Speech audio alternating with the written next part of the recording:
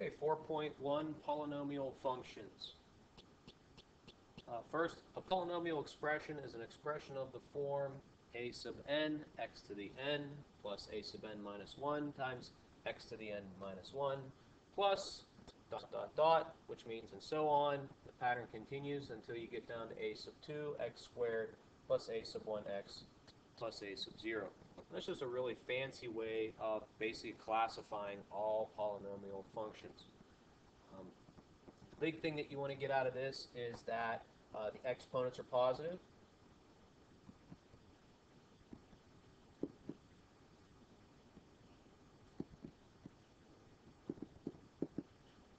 Okay, that's a big thing.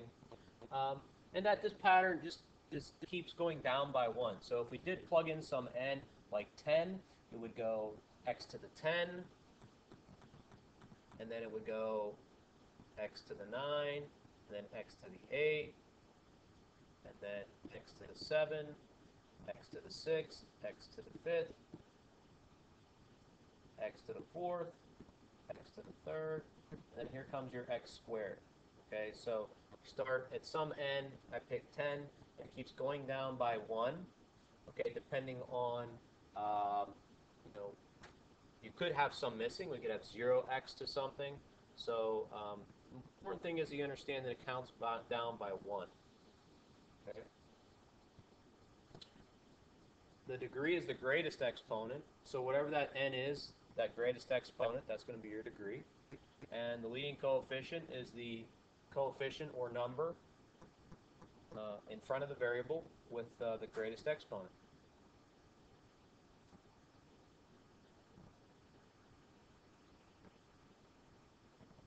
Zeros of a polynomial we've studied before in chapter 1. Basically all it is the zeros are the x-intercepts. So we find that by setting y equal to 0, or if we're in function form, f of x equal to 0. All of those are, especially the last three, the degree, leading coefficient, zeros, we've all seen that before, either through horizontal asymptotes or, as I said, in chapter 1. So let's take a look at the example. Consider the function f of x equals x cubed minus 6x squared plus 10x minus 8. We simply need, for part A, the degree and the leading coefficient. Well, what is the largest exponent of the function? We have an exponent of 3, 2, 1, and none. So 3 would be the largest exponent, which would also be what's called the degree. The leading coefficient is the number that's out in front of the variable with the highest exponent.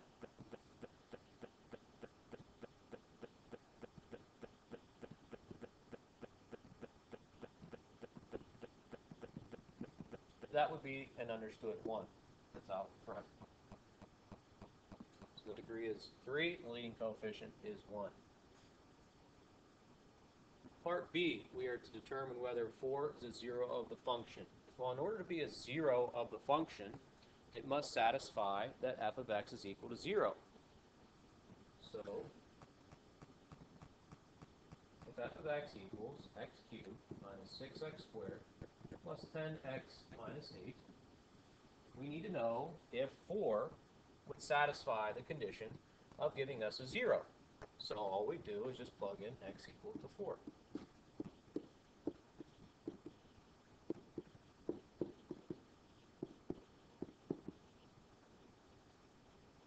Does that give us a 0?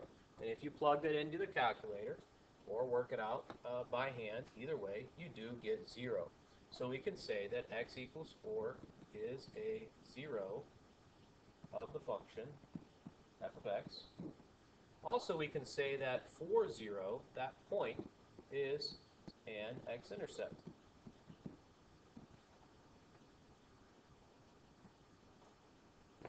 Okay, as we stated earlier, a 0 of the function is also an x-intercept of the function.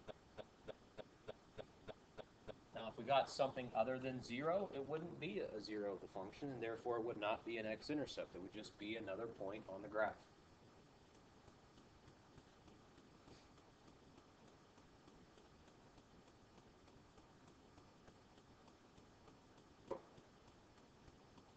next example, or next notes. Complex numbers. Any number that can be written in the form a plus bi, where a and b are real numbers and I is the imaginary unit. This is the trick. A plus bi. Now, a complex number can be real or imaginary. Okay? A real number is a complex number. An imaginary number is a complex number. So if we have 3, we can write 3 as 3 plus 0i. So 3 is a complex number. Okay? If we had, say, 4i, we could write 4i as 0 plus 4i. So it's still of that form, a plus bi.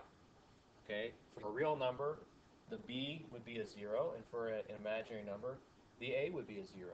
Also, we could have the full version, say 3 plus 4i, and that would be a complex number that has both real and imaginary parts. Now, the imaginary unit is defined by the square root of -1. At some point in time, they had to decide what to do with these square roots of negatives. So they decided to say, well, we're going to call it the imaginary unit I. So as you can see right here, I is defined by the square root of -1. I squared would be -1, I cubed would be -I, and I the fourth would be 1. Now those four are the only answers that you can ever get when dealing with a complex I, an imaginary unit I. You can get I, -1, -I, or 1. Those four repeat over and over and over. You should never, ever, ever have an I with an exponent. It should always be either I, -1, -I, or 1. You can always reduce any imaginary unit, any I, down to one of those four. This is also a concept that I probably should have touched upon in Algebra 2. So hopefully this is familiar. Okay, last part of the notes before we look at another example is the fundamental theorem of algebra.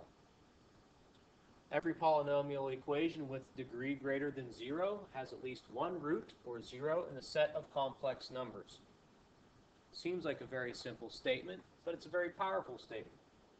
If it has a degree greater than 0, in other words 1, 2, 3, and so forth, then it has to have at least one root in a set of complex numbers. I think we could probably even go one step further and say whatever the degree of that polynomial is tells you the number of complex roots. Okay? So let's take a look at this example. I think it's going to make a lot more sense here if we talk about this next example. Write a polynomial equation of least degree with roots 2, 4i, and -4i. All right, so these are the answers. X equals 2, x equals 4i, and x equals -4i. These are the roots. This is what you would have when you're done solving a problem equal to 0. So we're going to go the exact opposite direction that we usually do. So we're going to unsolve a problem and try to find out what the original polynomial was. Let's talk about the degree here. We have 3 solutions here. I have 1 real and 2 imaginary. Gives me a total of 3 complex roots. Okay, so 1 real root and 2 imaginary roots. 3 total complex roots. That number 3 also tells us what the degree of our final answer is going to be. 3. That's the least degree. And if we started with, say, a degree 3, that would tell us that we have 3 complex roots. Now, it doesn't tell us if they're real or imaginary, but we know that there's 3. Okay? Calculus would help us determine that. Okay? Doing it by hand. The other thing that we could do is algebraically try to solve it, but sometimes those get so complicated that we wouldn't be able to do that. So we're going to do it algebraically. We're going to put the problem back together. So we should have a degree 3 x cubed when we're done. So let's work backwards. Undo the problem.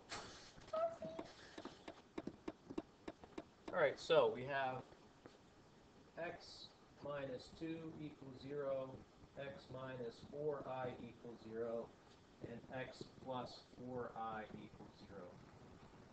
That gives us 3 factors equal to 0. So we can multiply those 3 factors together.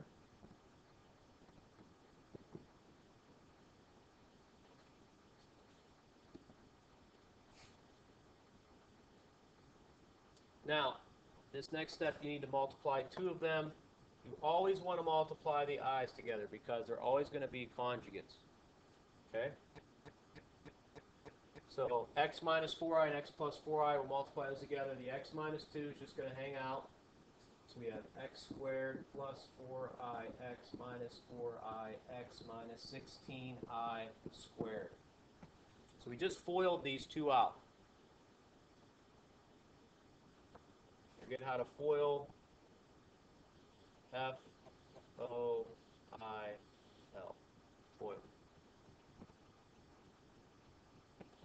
So again, the x minus 2 is hanging out. We have x squared plus 4ix minus 4ix. Those cancel out, which leaves us with minus 16i squared. Now, I said earlier, we'd never want to leave an I with an exponent. So I squared can be replaced with -1. So that makes the problem x squared plus 16.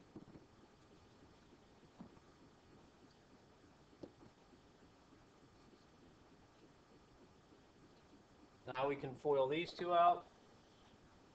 So we have x cubed plus 16x minus 2x squared minus 32 equals 0.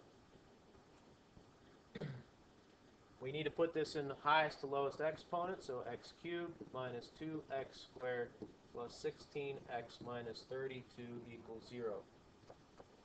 That makes it a polynomial. It should be from the highest to lowest exponent. All the exponents are positive. We have just going exactly backwards of what we're used to doing. We're usually used to solving, starting with the equation, breaking it down, and getting our answers. In this case, we were given the answers, or roots, and we worked back up to the original problem.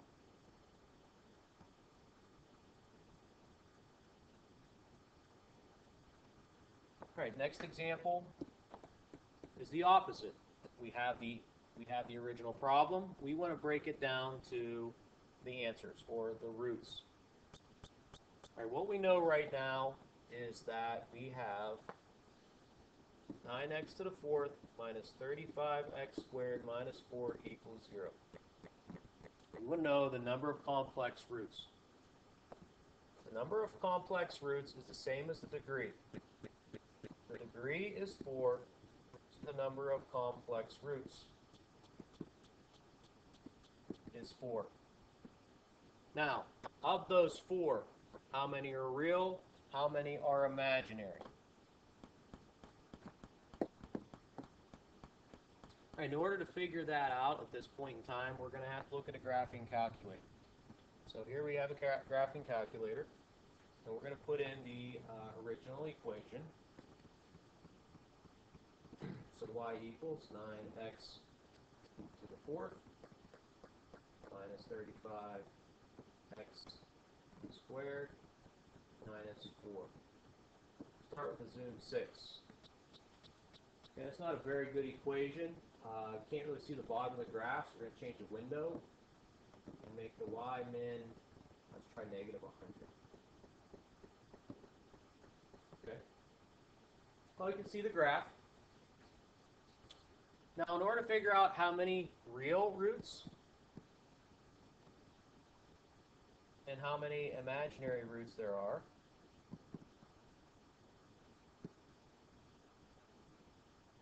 we need to determine how many x-intercepts there are. Now, it looks like to me there's 1 and 2. There's 2 places where you have 2 x-intercepts. So there are 2 real roots, which means there are 2 imaginary roots left. If there are 4 total complex roots, that has to total, the real roots and the imaginary roots has to total up to 4. So since we have 2 real ones, therefore we must have 2 imaginary. All right, so let's find out what they are. We're going to solve this problem. Now this problem is an interesting problem to solve because it looks almost like a quadratic that we could factor. Let's write this off to the side. 9x squared minus 35x minus 4 equals 0. So this is a quadratic that we could factor. We need a negative 35, so it looks like 36 and 1. So 9, 4. We need negative, positive, 1. All right, so there is a factored quadratic. So how does this relate to our 9x to the 4th minus 35x squared minus 4? Well, if you look at the exponents we have on a quadratic, we have a 2, we have a 1, and no exponent. We have no variable. Well, over here we have a 4, a 2, and none. Basically, what has happened is that the exponents have doubled.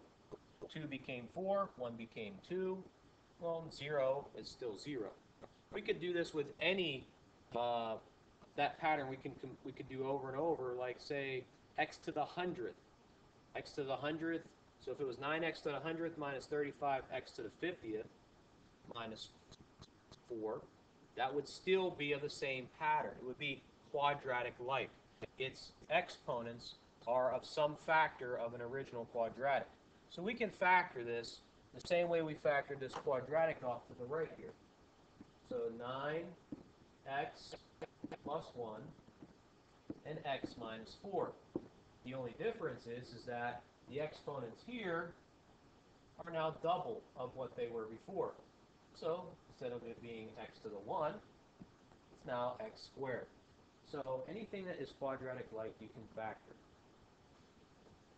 Now we set each of these equal to 0 and solve. So 9x squared equals negative 1. X squared equals negative 1/9. In order to get x by itself, we have to take the square root. So x equals plus or minus the square root of negative 1/9. Now we can't leave the square root of a negative. The negative must come out. When it comes out, it becomes an I. The square root of a negative becomes an I. Now we take the square root of a 9th. So the square root of 1 is 1. The square root of 9 is 3. So we get 2 solutions. X equals plus 1/3 I and x equals minus 1/3 I. Those would be the 2 imaginary roots. Okay? 2 imaginary roots. So the other part must give us the 2 real ones. Well, x squared minus 4 is a difference of squares. So we can factor that, the x minus 2 and x plus 2. Setting each factor equal to 0, we get x minus 2 equals 0, and x plus 2 equals 0. Solving for x, we get x equals 2, and x equals negative 2. So 2 and negative 2 are the real roots of this polynomial equation.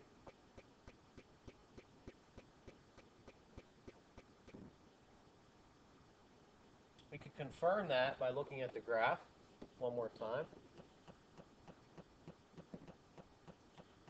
Okay, it looks like it's touching at 2, negative 2, but if we calculate the value at negative 2, we should get 0. And we do. 2, 0. So that confirms that those are our zeros, or real roots, of the polynomial equation.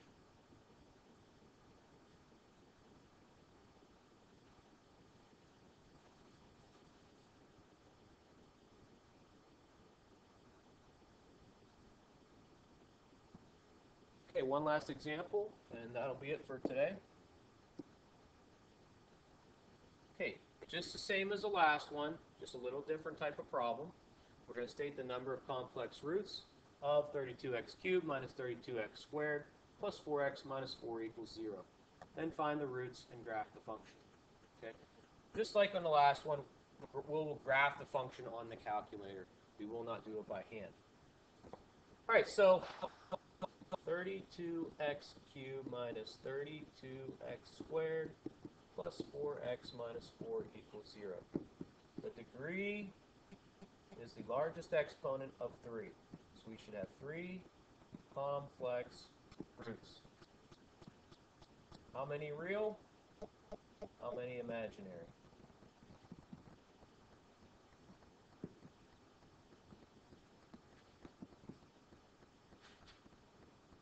Well, there's two ways we can do that. We could look at the graph right now and determine that, or we could algebraically solve this and figure that out. Let's go ahead and take a look at the graph. 32x to the third minus 32x squared plus 4x minus 4. Okay, we have a drain pipe. It's pretty severe right here. You can see that comes up, comes down, and back up very quickly. It looks like to me the only place that we're crossing is right here. Looks like we have one x-intercept. One x-intercept means there is one real root, which means there must be two imaginary. So let's find out. We're going to algebraically prove it. Now, this cube can be factored by using what's called grouping. Okay, we're going to group the first two terms and the second two terms. So we're going to factor out of each of those groups. So the first group, we can factor out a 32x. What's left? What's left is actually 32x squared we can factor out. So what's left is x minus 1.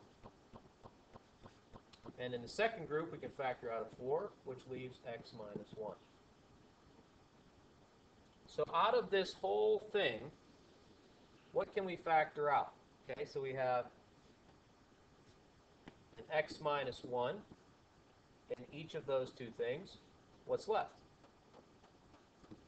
32x squared plus 4. Okay, so the x minus 1s are taken out. Okay, factoring that out, which is like undistributing.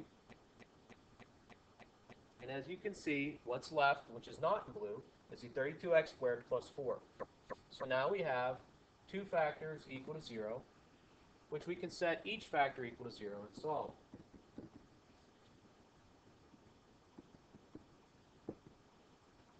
Solving for the left one, we get x equals 1, which is our real root. Solve for this right one gives us our imaginary roots. 32x squared equals negative 4. So x squared equals negative 1/8. Square root of both sides, x equals plus or minus the square root of negative 1/8. You can factor out the I, so the negative's gone. Now we have to deal with this square root of negative 1/8. Okay, the square root of 1 is 1. The square root of 8. Right, the square root of 8 we can break down to 2 square roots of 2. Makes it be 4 times 2. So the bottom's going to be 2 square roots of 2, and then I. Now we don't want to leave the radical on the bottom, so we're going to multiply by the square root of 2 over the square root of 2. That allows us to get rid of the radical off the bottom. Okay, so that gives us the square root of 2 over 4i. Because square root of 2 times square root of 2 would give us 2. 2 times 2 is 4. So that is our two imaginary roots that have been completely rationalized. You don't want to leave a radical on the bottom. You don't want to leave a fraction inside the radical. So So plus or minus the square root of 2 over 4I would be our two imaginary roots. So that's it. That's all we have for today.